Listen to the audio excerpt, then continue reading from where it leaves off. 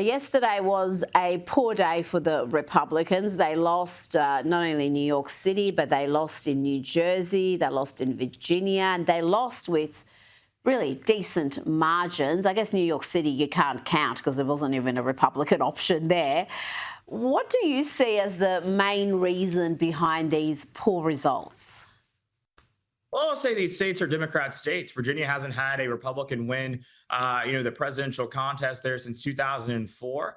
You look at, the state of New Jersey, also a similarly very blue state. I think blue states vote for like blue states. I think there was momentum at certain junctures of the race, but you can't really go against those political headwinds, much, right? And so I think that at the end of the day, I think this is a call to action for Republicans to not rest on our laurels as we approach the midterms. They're going to be a lot more favorable to us, and especially as I think President Trump's economic agenda begins to take shape and take effect, where we're going to see the lowering of prices across the board. And I think the president's message will be simple. It's about affordability. It's about bringing the cost of living in America down so that everyone can afford the American dream. That's how we're going to ensure that we not only grow our majority in the Senate, but also do so in the House. And so I think that it's a wake-up call for Republicans, but I don't think we should read too much into it. Again, these are Democrat states that voted for Democrats. I'm not surprised at all.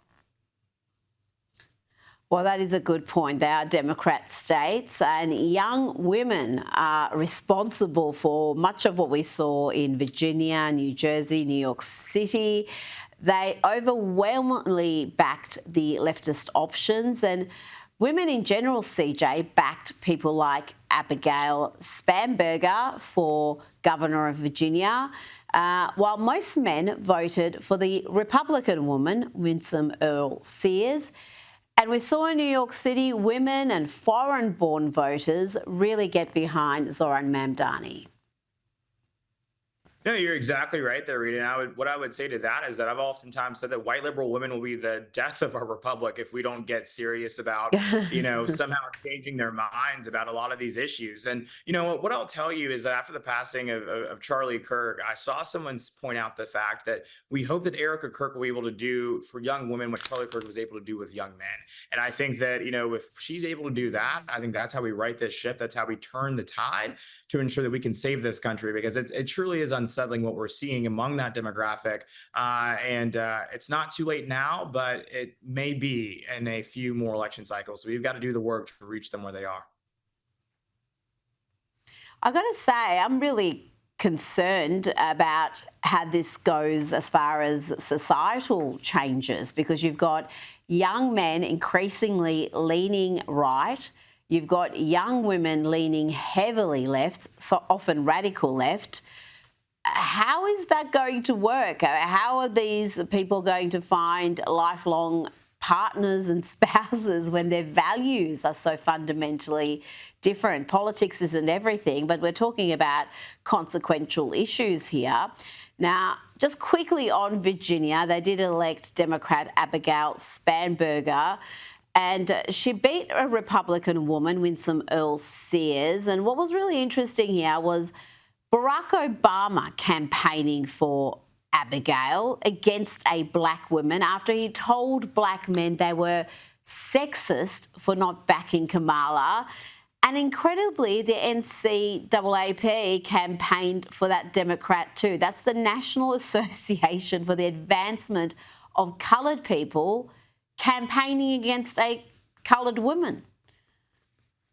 Well, see, Rita, the thing about these people that it's important to understand is that they don't actually just like black people. They only like black people that they can control, right? And so Winsome Earl Sears was not someone that they could control, so they didn't like her. They could control Kamala Harris. They could control Michelle Obama. They could control many of those other folks that, toe their party line. But Winsome Sears was a independent thinker. She was a free thinker, and that scared them more than anything at all. And so they were willing to go against their own public statements from 2024, willing to go against their own public statements even today to support Abigail Spanberger, who is really not have a record that is worthy of any type of commendation at all. So again, these people are hypocrites. They expose themselves every single day. And I say this oftentimes, I think, when I'm with you, is that when someone shows who they are, believe them the first time. And the Democrats have shown us time and again who they are. And it's the most blatant and unapologetic hypocrites on the face of the earth. Now, Donald Trump has reaffirmed his commitment to help persecuted Christians in Nigeria. He had this to say earlier today. Christianity is facing an existential threat in Nigeria. Thousands and thousands of Christians are being killed. Radical Islamists are responsible for this mass slaughter. I am hereby making Nigeria a country of particular concern. That's a legal definition. When the Christians or any such group is slaughtered, like is happening in Nigeria, 3,100 versus 4,476 worldwide. What horrible numbers. Something has to be done.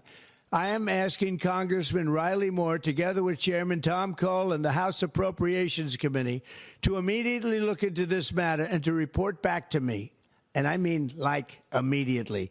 The United States cannot stand by while such atrocities are happening in Nigeria and numerous other countries. It's not only Nigeria, it's all over. We stand ready, willing, and able to save our great Christian population around the world. This is not going to happen. The killing of Christians is not going to happen. The US will not stand by while such atrocities are happening in Nigeria. You mentioned other parts of Africa.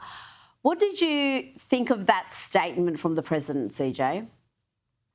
I think it's incredible to see, him highlight an issue that for a long time has been ignored by the mainstream media on both the left and the right, to be quite frank with you, right? And so I think that to see him standing up for Christians all around the world, we are a nation that is one nation under God. I think this is a testament to that. There is no reason that you should be, a subject of genocide simply because of your Christian faith in any corner of the world. And I think many people in this country stand with our president in his pursuit of ensuring that people are able to freely express their faith, whatever that may be. Now, CJ, The Guardian appears to be upset that Donald Trump has threatened Nigeria with a military strike for this persecution, for the slaughter of Christians. The Guardian claims the US president's remarks about alleged persecution of Christians is seemingly in response to pressure from his evangelical base. I mean, I would have thought it was over the slaughter of innocent Christians, including women and children. I would have thought so too, and I guarantee you if his statements had been about Muslims, they would have had no problem with that. Well said, CJ Pearson. Thank you so much for your time tonight. Good to see you.